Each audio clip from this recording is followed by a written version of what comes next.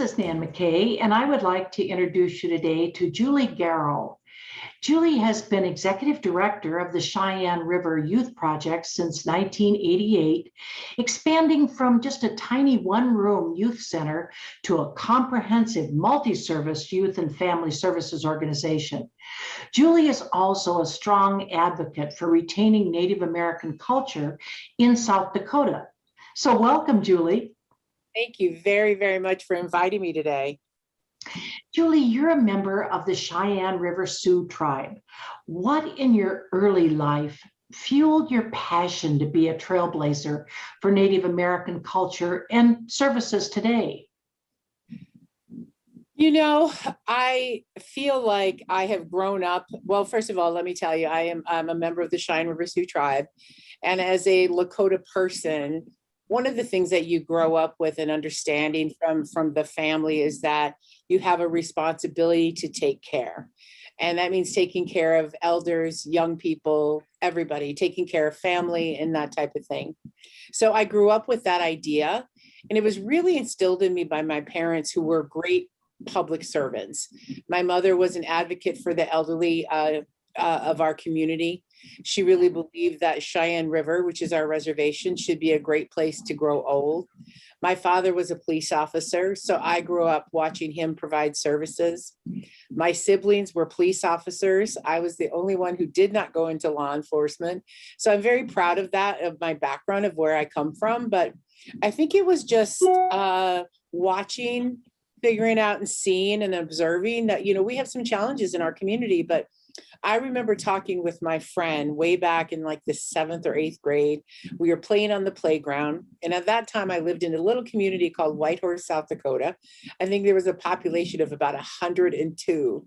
And I remember us sitting there in the evening. We were talking about how we were going to renovate this old building that was in town. And, you know, I don't know that it could be renovated, but we imagined that it could. And we talked about starting a program for girls, or a girls club. So it's kind of always been a part of my desire to form something, shape something, create something. I think it's just my nature. I'm also very energetic. I'm also very supportive of my community. I believe in what we can accomplish. Understanding the history of what shaped reservations, how we got here, the trauma, the pain, all of that, the history that really isn't even being told accurately now, I think all shaped everything that I wanted to do. You know, when I graduated from college, I came home and I served as the education services specialist for about 15 years. And about 3 years in, I got involved with the Cheyenne River Youth Project, or at that time, it was just a little old building, a little bar called the Little Brown Jug. The tribal government had given it to the community and said, what would you like to do with it? So we submitted a proposal to turn it into a youth center, and they accepted that idea. So I started doing that in my after work hours, and I really loved it. Now, I would tell you that I didn't have a degree in nonprofit management or child development or anything like that prepared me for what I was about to embark on. But you know what I did is I really started to really enjoy the kids, and they taught me so much more than I ever taught them. And I think over the years, I just really learned how to listen and listen well. And I don't think it was the kind of listening that most people would think about, where it was the kids talked to me and we had long, open conversations. It wasn't like that. The kids would tell me how they were feeling a lot of the times through their actions. And that was really interesting to me. So, you know, I thought growing up as the daughter of a police officer, I understood a lot. I thought I knew my community.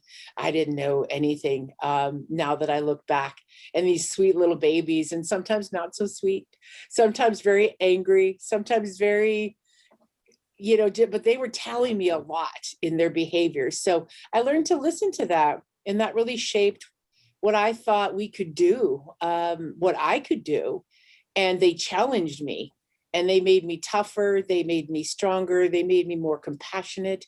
But the biggest thing is they gave me knowledge about something I thought I knew about, which was my community. So I feel like it has been the greatest honor I could possibly have in my life, is to have shared time with these kids who became my friends.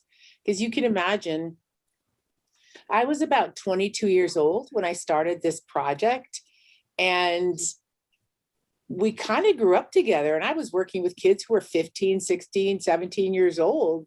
So there wasn't a huge age difference at all. So in a great way, they were my friends. But then we had the little ones coming. And I remember, I can think back to this old bar, and I was there on a Saturday, and I remember thinking, gosh, there's 75 kids in here and I am by myself. But I never felt overwhelmed. I never felt scared. I never felt anything, because they were my friends and we were kind of finding our way together. Now, looking back 33 years later, I obviously do know a lot more, but it's been a very interesting journey, one that has been guided by the kids, and they have shaped everything that I have done here. And it's been interesting for sure, but it's something that I love and I'm passionate about. And I feel as strongly about the work that I'm doing now as I did back then. What would be the age range of the kids? Oh, we work from ages 4 to 18, and we continue to do that now. Now it's different. We have a youth center called The Main, which is for our 4 to 12-year-olds. We have a teen center, which is the Chokata Wachoni Teen Center. That is for our 13 to 18-year-olds. We also have a 3-acre organic garden, or naturally grown garden, I should say. We also have a 3.5-acre art park. We have a coffee shop and gift shop and online store. We've grown tremendously over the years. So now we have a campus, a campus that I am very proud to say, again, it's been shaped by the kids, and I look at my community and this is what we need. And I talk to the community, I talk to the kids, and yeah, they shape everything we do here. Share with us, in your activities that you do, what do you think are the 3 most important lessons that you've learned? I think the 3 most important lessons for me is that to listen. And again, the kind of listening I'm talking about is not just listening to voices, but to pay attention to body language. That's one of the things that I learned to do, and I'm very good at that now. I watch, I pay attention, I observe, I put things together, and I think it's because it's my home.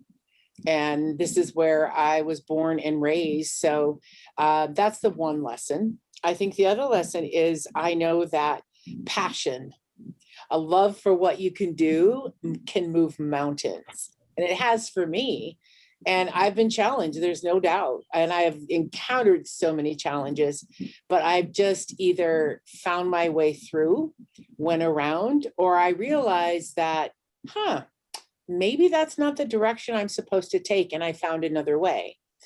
A third lesson is, I don't know that it's so much of a lesson, but it's something that I have to acknowledge, that as a Lakota woman, as a person who is a member of the Cheyenne River Sioux Tribe, taking care of community, taking care of each other is really the most important thing that we can do, because that means taking care of language and culture and do all the things that make us a healthy community. So that, I think that's one of the 3 things. And I wouldn't say one is more important than the other. It's all just as important.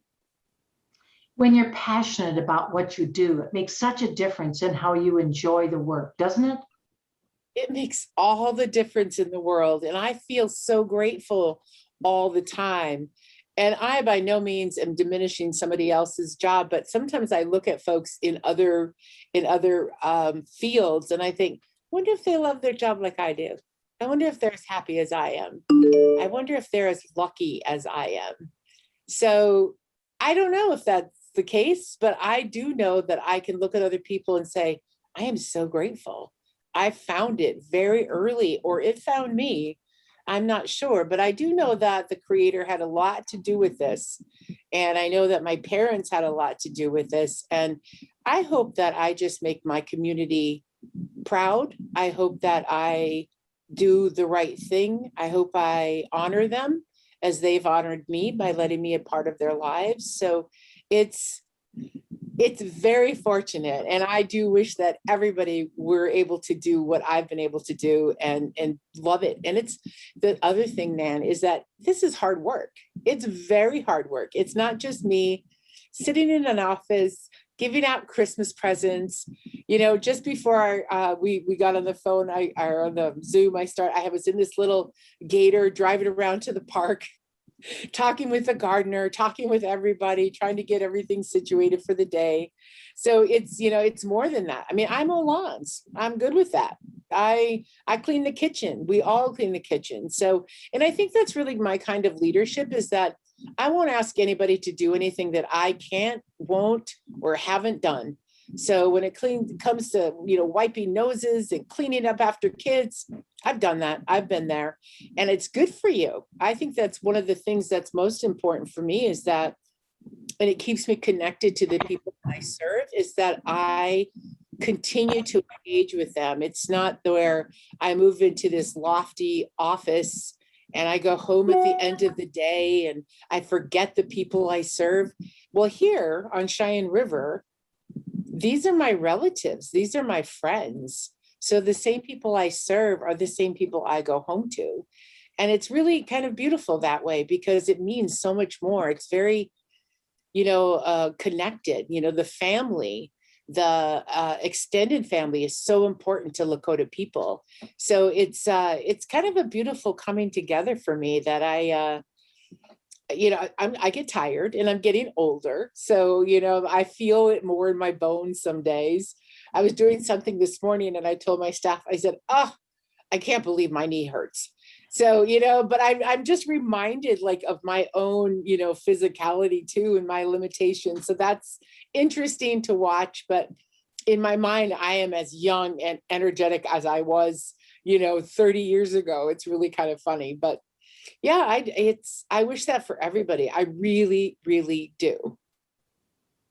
Well, of course, I can relate to all of the aging things you're talking about, no question about it. But you're right, the passion just kind of carries you through. Go back and tell us a little bit about a struggle that you've overcome that maybe women are dealing with today. You know, I think, you know, being a Lakota woman, I think that is, you've got, you know, the struggles of being a woman, and then you have the struggles of being a Lakota woman. I think one of the things that I've been challenged by, and I have struggled with, and I'm working on it actually with my career coach, Michelle, is one thing is that, you know, leadership in our community is very kind of different. You know, leadership isn't, the Western model of leadership is to rise, to stand up, to be noticed, to be, to lift yourself. You know, I think I've probably built my resume like maybe twice in my lifetime, because it's just not the way it is. You know, leadership in our community is very different. It's about, it's called like Ikje Wichasha or Ikje Wia, which is common woman. You just want to be someone in the community that helps, that does. You're just doing what we do as Lakota people. So that's been, I think, not, I'm trying to think if I would say it's a struggle, but it's just something I had to come to understand. And I really find it so much more beautiful. I don't think I'm still, I mean, I have come to terms with, I can get up and I can speak in front of groups. I can do all those things because I've certainly had to learn to do that as the executive director and founder of this project, but I had to find my way there. I would rather step aside and let somebody else do it, speak up if I can, but I also know that it's my job, it's my responsibility. But if there are times when I can just sit back and watch everything else play out, that's also a really beautiful thing. I love to watch our kids as we watch them grow, as they step into their roles. I love to watch them just do their thing, you know, when they're giving their little talks about a project maybe they're working on. I had two little boys come in the other day. They just turned 13, and we have a very strong internship program. And it's a paid internship, and we have 5 different areas. We have native wellness, we have arts, we have sustainable agriculture, indigenous cooking, and we have, there's one more and I'm overlooking it. We'll remember it. But we had two little boys come up. You have to be 13 years old. And these two boys came in and they told the receptionist and said, we need to see Julie. You know, they were coming straight to the top. So I went out and there were these two very kind of small in stature 13-year-olds. And they said, we are here to apply for an internship. And I said, what? I said, how old are you? And they're like, 13. I just turned 13 in March. I just turned 13 in May, 2 days ago. And they kept repeating it. So I kind of kept teasing them a little bit and saying, you know, are you sure you're 13? Oh, we're sure we're 13. We know 2 days ago. It was just the best conversation, but they were there. They presented themselves. I love that. I just had the best time with them. And it reminded me about why we do this work. It reminded me why I'm here, what I'm supposed to do. So those little engagements still just inspire me to want to do more. I happen to believe that our young people deserve the best. I think they deserve new equipment. I think they deserve new clothes. And I think that a lot of people might think in impoverished situations where, because I'm very careful about not using the term poor. Yes, we are impoverished, but poor we are not. We are very rich in culture and language and dance and ceremony. And, you know, we had to fight very hard to get those things back because for a while, the federal government said, no, you can't do that. They took our children off to boarding schools. They cut their braids. They punished them for speaking the language. So now those things are coming back and they are back. Language is taught in our schools from age, I think, kindergarten through high school into colleges. And, you know, people have sweats and sun dances and ceremony is back. And it's really beautiful to know that I am helping to raise a group of kids that will never have to know when it was illegal to pray, when it was illegal to speak your language. They are growing up to be proud Lakota people, to wear their hair long, to speak Lakota. And that's just, that to me feels just absolutely great that I'm a part of that still. You also work with women and children in difficult situations, I'm sure. So tell me a little bit about how you've made a difference in someone's life. You know, I think I work primarily with young people, but of course that means that I've encountered families and situations, and especially single moms, you know, where I've maybe had to help out or help take children to, or a mom, take them to safety, take them to a shelter. I've definitely been in those situations, and those are hard times. And I think the biggest thing that I can do for women is to make them feel comfortable, to make them know that this is just a glitch. You don't have to stay in this spot. You don't have to stay in this space, that you have a supportive family. You have people who will help you. And I think my biggest role model is that I'm from here. I'm born and raised on Cheyenne River. And I don't know of any place else I could be. It's interesting because I've encountered people who have said, you could go anywhere. Why would you stay there? And I think, why wouldn't I stay here? This is my home. This is where my family comes from. These are where the bones of my people are buried. And I think, you know, where the reservation at some point in its history was meant to punish us, to keep us separate from the rest of the world, has become a stronghold now. It is where we can come back to and we feel strong here. You know, it can be very difficult being a Native person in South Dakota. And I understand that. So, you know, when you're talking about the women that you were mentioning, you know, it's very difficult if you don't have a skill, if you don't have an education, to just go off to another town and try to find a job and resources. It's very tough. We have a very, I mean, I guess the whole country maybe is struggling with it right now, but, you know, racism is a really very big problem in South Dakota. It was interesting how COVID almost made it worse because anybody who was in the closet came out and felt comfortable. You know, when our tribal government wanted to, you know, create a checkpoints to help keep us safe, you know, the state of South Dakota wanted to take us to court. And all we really wanted to do is preserve language and culture and our elders. And, we're a small community, really, relatively, I think Eagle Butte, where I live, is about maybe 4,000 people. The reservation, which is almost 3 million square acres, maybe 15,000 people, maybe 12,000 of them are native. So we don't have a highly populated region. But what we do have is we have housing shortages. So you have multiple families living together. And, if COVID became, the virus got into one household, it could be several generations in a home. So it was a very terrifying thing for us.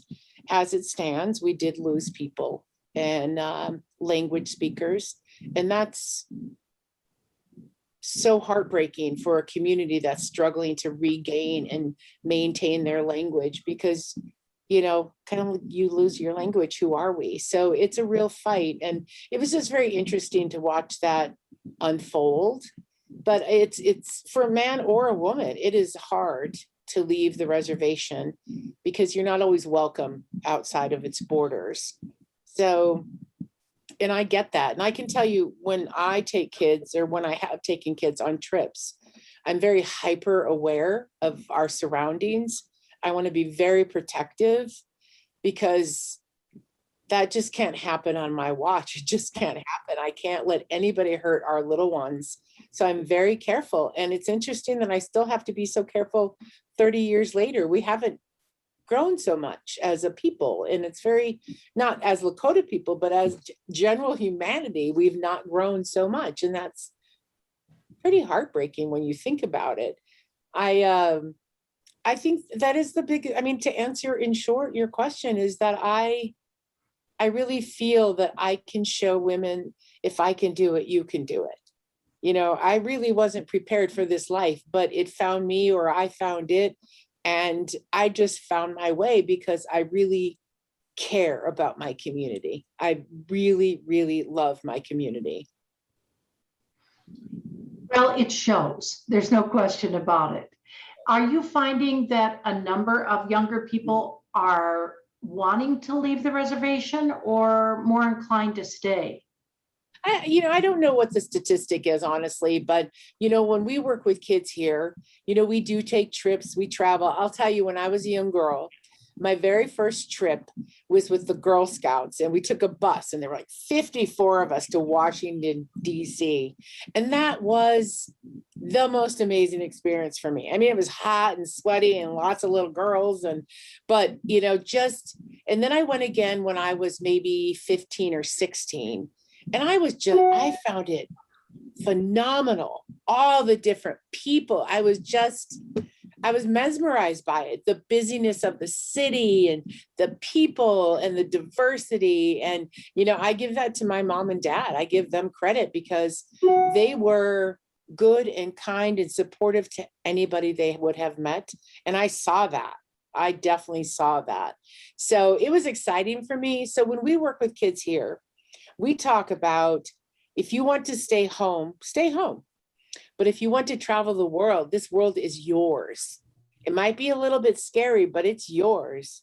And then if you want to come home to be part of the solution. Don't come back and be part of the problem. And I think traveling, exploring, seeing the world is so key to anybody's education beyond just college. I got the travel bug way back then, and I am just really angry at the pandemic because I have not been able to go anywhere. I love traveling and I love the kids. And we have a program called Growing into Wowapi. And Wowapi is a word that means like those you can count on.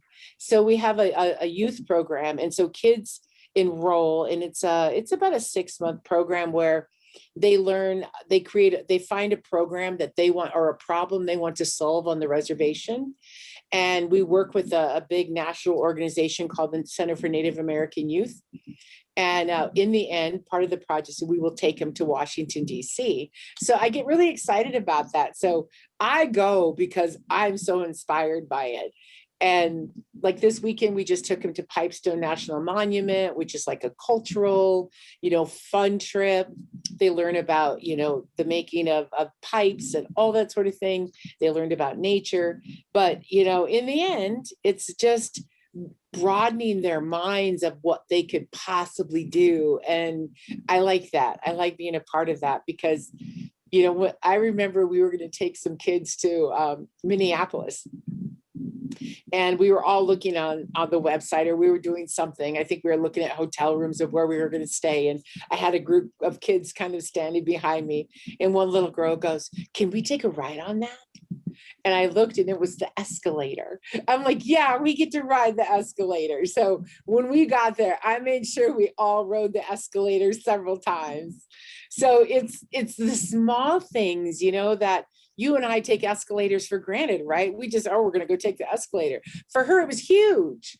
And so that was just one more step for them. And, these are rural kids, they're Lakota kids. And, I just want them to have every opportunity. So if I can be a part of that, I really try hard to be, because they inspire me still. I still learn from them 33 years later. I'm like, oh yeah, that's why. Okay. All right. I get it now. So I still had these epiphanies that these kids are laying on me. And yeah, it's a pretty grand experience. And to have a lifetime of that is pretty great. At the end of this interview, which we are nearing, what are the top 3 actions that you'd like people to take?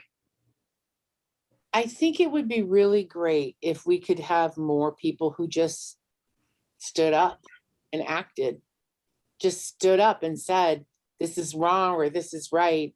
I really feel it's very important for people to get involved. Civic engagement, something we talk about here with the kids, whether it's in tribal levels or whether it's the state level or the federal level, get involved. I think that is the one thing that everybody should be involved in, because people make decisions about your life.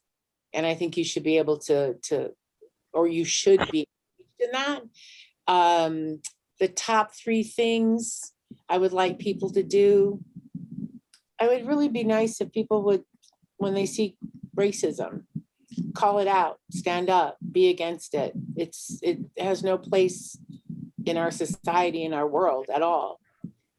I think it would be really nice if we could be kinder to each other. It would be really great, instead of walking past homeless people on the street, even if you can't give them anything, at least smile at them.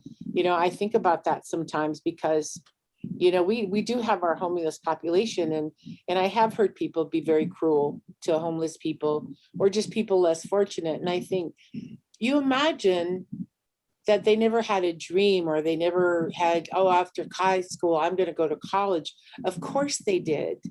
And how sad that it's not happening there for them. So I think just, being kinder to people, because I really do think that, people are like always measuring things, data. But, it would be nice if we could somehow measure the value of kindness and how much that matters to a human spirit. So I think that would be something I would love people to think more about. I mean, it's great, impact data, studies, numbers. I know that has to be to know your work, but I wish we could just measure kindness, because, I know how I feel when people are kind to me. I do know how that feels. And I just think that matters to our growth. It's not all about education and all those things, although those are important. But just being good to another human being can lift somebody up, and you don't even know how yet, so just do that. I love your thoughts, and I so agree with everything that you say. And if we could only just, even little by little, go in the direction of kindness rather than the opposite, let's say. I so agree with you. Do you have any final thoughts that you'd like to share? I think that, maybe people who are watching this, I just think, follow your dreams, follow your passion, live a good life that you're supposed to live, work hard. It has its benefits. It just does. I mean, for me, Going from, a government job to a nonprofit life. Well, I don't know that that was the wisest, but has it been the best? Yeah, absolutely. I think people, because we have to live in certain houses or we have to live this, I just think live a life that makes you happy. I think that that's really important. And it may not be easy, but I think not easy makes me happy, apparently. So, that's kind of it. I think I'm just blessed beyond words that I get to work and serve in my own community. And I honor my parents and my ancestors. My grandmother was a survivor of the Wounded Knee Massacre. And it really is true for me when I think about how she struggled to survive after that battle, or it wasn't a battle, it was a massacre. But I think if you can survive that, I can survive this, my hardship of maybe my car won't start or this or that, So I really do look to my family, to my ancestors, to the people who had it much worse than I did. And I think I can do that. I can get through this. And I usually can find my way in a pretty positive way around some struggle. And just a thought, if it's the best decision, then it is the wisest decision for you. Yeah, absolutely. I feel like I have learned to follow my intuition, my instincts, that feeling you get inside and you can't really explain it. But after 33 years, I feel like, oh yeah, there's a reason my body is telling me that. Listen to your body, because, when it's doesn't feel good, I can feel my whole body just is telling me, Julie, pay attention. And so I've learned to pay a little bit better attention. Not perfect, but I try. Well, thank you so much for sharing your thoughts with us. They are wonderful thoughts, and I hope everybody really listens and takes heed. Thank you. Thank you for having me. This is really, really nice of you. Thank you.